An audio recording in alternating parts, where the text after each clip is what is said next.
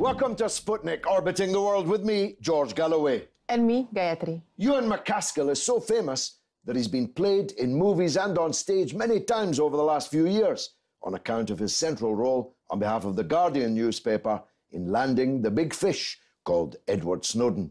But today I'm going to talk to him about an even bigger fish, at least as far as Britain is concerned, by the name of Sturgeon, Nicola Sturgeon. She succeeded Alex Salmond. But I better not take this watery metaphor any further. Nicola Sturgeon's Scottish National Party now stand triumphant on the Scottish political stage, and their main goal is the end of Britain. They are already making waves at Westminster, where they are the third party in Parliament, dwarfing all the others. Next year, they will seek a third term as Government of Scotland's devolved Parliament, and few would bet against them achieving it, even with proportional representation. When I first met the now internationally famous Ewen MacAskill, he was a reporter on The Scotsman, and he still keeps a close eye on things Scottish and was in Scotland during the general election. He joins us now to discuss the question, Whither Caledonia? Whither, Ewen? Is it ineluctably headed for the exit? Will Britain cease to exist as a state? I think that's probably the case. I think we're much closer to that than we were a year ago, even in spite of the referendum result. The SNP seem to be in a win-win situation. They're sitting at Westminster. Anything that goes wrong, any cuts in welfare, they blame the Tory government in Westminster. Having a Tory government at Westminster is probably a better result for them than being in coalition with Labour. They can point to Scots and say, you stay part of the UK, this is what you get, a Tory government at Westminster. And one of the worst kind of Tory governments. Elected in England, of course, because the Tories have only one MP in Scotland, but even more remarkably, much more remarkably, Labour has only one MP. Now, when we used to regularly talk at weekends just for a catch-up, when I was a Glasgow Member of Parliament, Labour was a colossus with 50 members of Parliament, and included in that 50 some of the biggest figures in British politics, Robin Cook, John Smith, Donald Dewar, and many others. Now it's been virtually wiped out, and I couldn't even name the fellow who hung on as the sole Labour Member of Parliament. What happened? It's a really good question, and I don't think anyone has a very good answer. There's lots of different answers, but not one that's definitive. Maybe the SNP were good at outflanking Labour. They managed to position themselves to the left of Labour in Scotland. And maybe Labour in Scotland has been too complacent for too long. They took, certainly the west of Scotland, for granted. A lot of people they put into the councils and into the Scottish Parliament were second and third rate candidates. They didn't seem to care. The kind of people you spoke about, Donald Dewar went back to serve in the Scottish Parliament, but maybe they needed some other big figures to go back and serve in the Scottish Parliament as well. The second and third raters must themselves now run the risk of being wiped out next year because, of course, the Scottish Parliament is elected next year.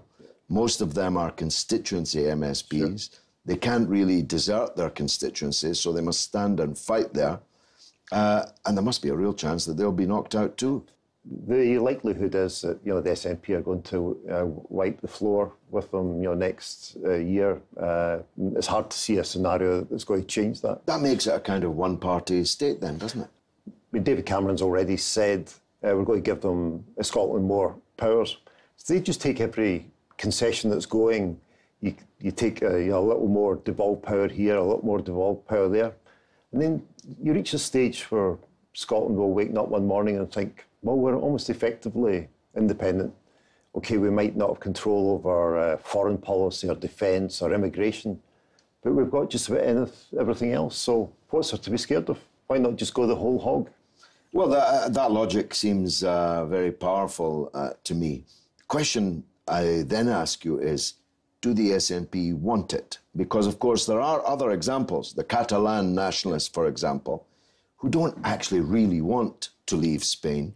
They want to get as many goodies and as many devolved powers as they can. They always kind of stop short of the final push. Yeah. Is the SNP in that bracket, or are they really going for it? Well, there's two. The SNP is like most parties as factions. There's a faction that are totally committed to independence, and there's others that think if you can create a situation where you get devolved max, maybe that, maximum powers short of foreign policy, defence and immigration, then most Scots would be satisfied with that. But I think it's much more likely they will push for independence. They will, I think that this kind of sort of creeping shift towards independence, you will see the polls maybe a year or two from now, maybe it'll be 55% in favour of yes. And at that stage, you could see them have another referendum and win it. I mean, I could see the Catalonia parallel as a good one, but I think the mood has changed in Scotland. What's interesting is there hasn't been a poll on independence since April. So although there's been this huge surge for the SNP, we haven't seen, no one's tested whether support for independence is done. And winning, what is it, 97% of the seats or whatever is misleading too, isn't it? Because they only got 50% of the vote. Still a gigantic vote, but it doesn't mean they've actually got the support of 97% of the people. They'd need a proximate cause to go for another referendum, though, wouldn't they? What might that be? Well, I think you know the answer, same as me. If Cameron has a referendum on Europe, then they could use that as an excuse, to trigger a referendum in Scotland, saying the Scots are more pro-European. We don't want to leave Europe, so that would be an excuse.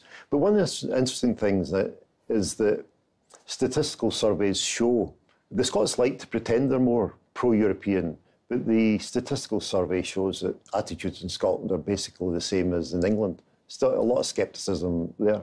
There's a lot of myths in Scotland. We like to pretend we're more left-wing than the rest of the country, but I'm never been entirely persuaded by that. I felt like that when I was there. You were just talking about that this morning, about the European Union. Well, what their position would be, indeed, in case Cameron would succeed in, or not succeed, the referendum would result in an exit from the EU. Where would Scotland be left? The SNP would say, look, we want to stay within the European Union. We most of what trade there is that Scotland has is with mainly with Europe. Apart from take whisky out of the equation, they'd then say we'll keep we'll prepare to join the euro. So it would be a strange position where you have England with its pound and Scotland with the euro. I mean, I know that Cameron doesn't want to leave the European Union, but once a referendum gets underway, he's no longer in control of that, and the press pumping out their Europhobia and so on. It could actually happen. And one of its obvious consequences is the point you were making to me this morning. That would be the excuse for Scotland to leave, and Scotland would be accepted into the European Union.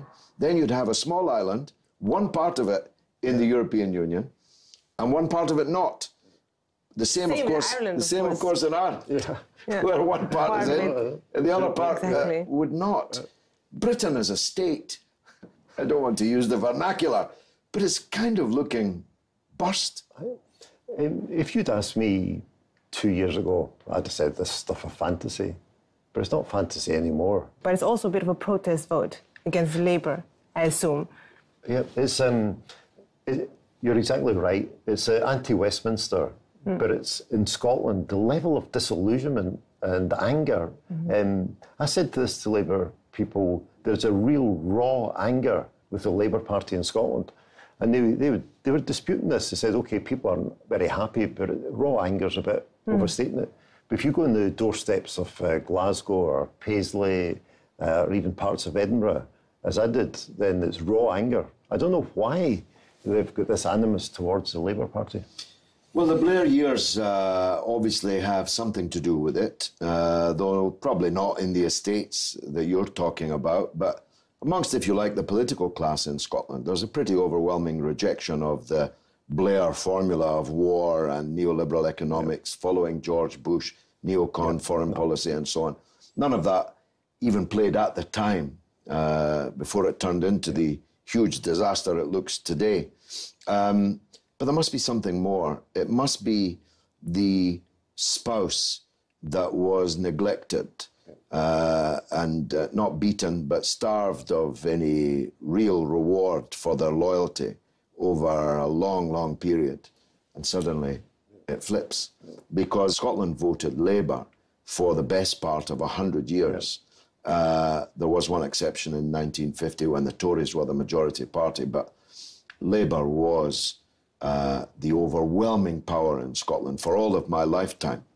So it must have something to do with that, awakening up and realising that actually we've given all this, but what have we got?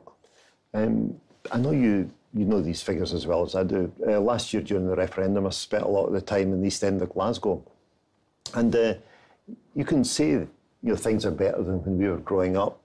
Then you look at it and you think, and a hell of a lot, it's not better. The gap between those with and those without is still huge. The statistics for the East End of Glasgow are among the worst in Europe in terms of health and poverty. And so you're right. Labour's had huge number of terms in office and never really addressed.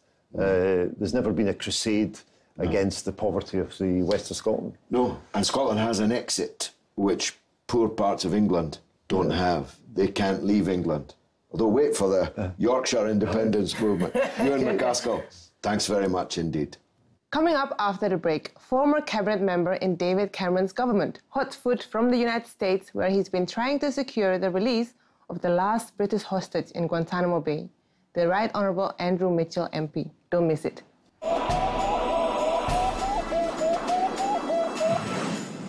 Welcome back to Sputnik. David Cameron now rules Britain in a majority Tory government, so we better find out what he intends. His former cabinet colleague, Andrew Mitchell, who joins us from a noble mission, as Gayatri just explained before the break, is a big Tory fish. And I'm glad to say he joins us now. Andrew, welcome to Sputnik. First of all, let's start because you're just off the plane. How did the mission to Washington to free Shaka Amar go? Well, we were a pretty eclectic group. Jeremy Corbyn, who's, I think, fairly described as a left-wing firebrand, David Davis, from the right, former leadership contender, me and Andy Slaughter, the member for Hammersmith. And we had meetings both with the administration and with some very senior senators, including Senator McCain and Senator Feinstein. And our point was that this is the last British inmate in Guantanamo. He was cleared twice, once under President Bush, once under President Obama, for release more than 6 years ago. He has still not been released, whereas others have been released to third countries where the Americans have had to pay for them to go, in particular Uruguay and Kazakhstan. And the fact that he hadn't been released when the British Prime Minister had pressed in January for his release was a very serious matter. And if this is how America treats her oldest ally, who has stood foursquare behind her, spent our blood and treasure in at least 2 recent wars, then it's a very poor show. And we pressed very hard for his immediate release. I have no idea what's going to happen. I think we've pushed it up the agenda. I think the coverage in America, which was good, suggests that it will get a greater focus. But it's up to the American administration. The president can ensure it happens if he wishes, and if he doesn't feel that this is a priority which is suppressed by other domestic priorities. But I'm certain that we have advanced the date when Shaka Amar will be cleared for transfer back to the United Kingdom. Well, more power to you and well done for trying. But I must tell you, none of that really computes with me, because President Obama doesn't want Guantanamo. He wants to close it. He's busily sending inmates around the world. His closest ally, in the form of the Prime Minister, no less, David Cameron, is asking for its resident back, and yet he can't get out. What could conceivably be the reason for that? That is absolutely the point. And the fact that he has been asked by his closest ally, David Cameron, to bring forward this release, the fact that there's been a huge petition online in Britain, the fact that 4 very disparate members of Parliament have gone to America to represent the unanimous motion, which you will recall, from March the 17th of the House of Commons, that he should be cleared for transfer. The fact that America does not choose to enact that as rapidly as possible is a very significant thorn in the side of a relationship which is undoubtedly deteriorating. And this is an issue of importance between America and Britain. And every day that it is not resolved, I'm afraid, will weaken what is a very important relationship for Britain. Okay, let me press you, if I may, just one more time on this. You and I both know how politics works. I can make a request of you and really mean it, or I can make a request of you because people have asked me to make that request of you, and there's almost a wink in my eye which tells you that I'm going through the motions here. Is that what David Cameron did, or does he really mean it?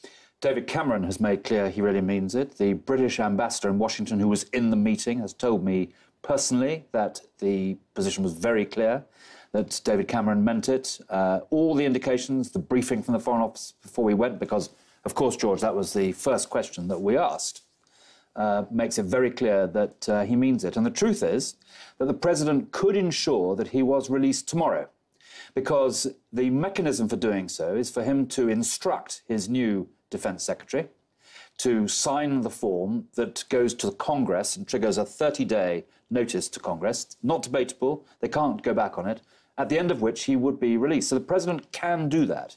And the fact that he is choosing, perhaps for domestic political reasons, not to do so, and to place the request of his oldest ally beneath those domestic considerations, is a matter of, for me, who has been an admirer of America for many years, of deep disappointment. And for me, bemusement. Now, you and David Davis, I hate to put this responsibility on your shoulders, but the people watching this will know what I mean. You and David Davis, and a few others, are all that stands between Britain and barbarism. You're the only Conservatives who realise that you can be a capitalist, you can believe in capitalism, but you can believe in liberty too. Indeed, some of you would theorise that capitalism is liberty. What we have now is a Tory majority government that on the security agenda, on the Human Rights Act, and on many other things, is sending a shiver running through the land as to what their intentions are. You going to save us? Well, of course, I don't agree with that, George. And I would argue, indeed, that it is the re-election of a Conservative majority government which has saved Britain from appalling barbarism on a number of fronts. But on the issue of the liberty agenda, this is something which runs through both parties. I mean, the worst Prime Minister in living memory, I'm afraid, on these was Tony Blair, who tried to ram through the House of Commons 90 days detention without charge, which, in my view... Internment by any other name. In my view, that is a barbarism that is appalling. And I was not thrilled when the first secret trial, which of course has effectively collapsed, was launched on the 70th anniversary of D-Day. So, there's a strand which runs through all political parties on this matter. Labour, I think, when they were, certainly under Tony Blair and Gordon Brown, was very illiberal indeed. David Blunkett, a politician who I admire in many ways, was the most illiberal Home Secretary we have had in modern times. And in the Conservative Party, there is a very strong view, which I am inclined to share, that trying to withdraw from the European Commission on Human Rights, Convention on Human Rights, tampering with the Bill of Rights, unless it is substantively better than what we have at the moment, is a mistake. So, I mean, there will be battles in this Parliament, significant battles. You've got people like, it's not just people like David Davis, who has a clear record on these matters, and a very good one. It's also people like Ken Clarke, the highly respected Dominic Grieve, who was the Attorney General before he was dismissed by David Cameron. You know, they are making the same point. And I think that this is an opportunity for the House of Commons to speak on an issue of great importance. The House of Commons, of course, spoke on Syria. That was, to me, I think it was the wrong decision, as a matter of fact, because I am a muscular humanitarian, and I believe that barbarians who kill and murder innocent women and children should receive the full force of the international community's condemnation. But the Syria vote, which, as I say, I think was wrong, was nevertheless an example of Parliament asserting itself against the executive. And on some of these liberty issues, I fear that Parliament may have to do so again. Now, David Cameron has a majority, but it's a small one. You had black hair when I first knew you. You were a whip on the Maastricht process, where John Major's government had a life of hell with a small majority because they were always prone to erupting rebellions. You're no longer a whip. Are you expecting David Cameron's position to be all-powerful? Or are you expecting inside the party, knowing that he's going before the end of this term, to be running free? I think that the position on Europe and the referendum is very different from what happened over Maastricht, because there is a clear plan and there will be a renegotiation, and it won't be politicians in what used to be called smoke-filled rooms who make up their mind. It will be everyone in Britain who will have a vote in the referendum. So for me, the pressure points aren't there. What, of course, is very important is that when the referendum comes, Tories should be able to campaign freely for what they believe. And so I think any attempt to try and stop members of the Conservative Party having a completely free vote in that referendum would be a big mistake. And I'm sure that's a mistake that David Cameron won't make. But in general, I think the European policy now has a structure to it, and everyone can see what that roadmap is. And I think there's a very good chance that the Conservative Party will embrace that structure, and we will get a conclusion once the negotiation, the renegotiation of terms has been decided. So you expect no split in the party over the referendum? I don't. I mean, there will clearly be differences of view on the referendum when it comes, and people, I think, will take different views on what has been renegotiated. But I don't expect the awful period for my party, which George was referring to, when we were first in the House of Commons, to characterise what happens over the next 18 months, or maybe more, maybe less, actually. Now, you were a gamekeeper. You were the head gamekeeper. Are you going to be a poacher in this Parliament, or are you going back inside the pale? No, I shall do what I think is in the best interests of my constituents, but I am by instinct a gamekeeper.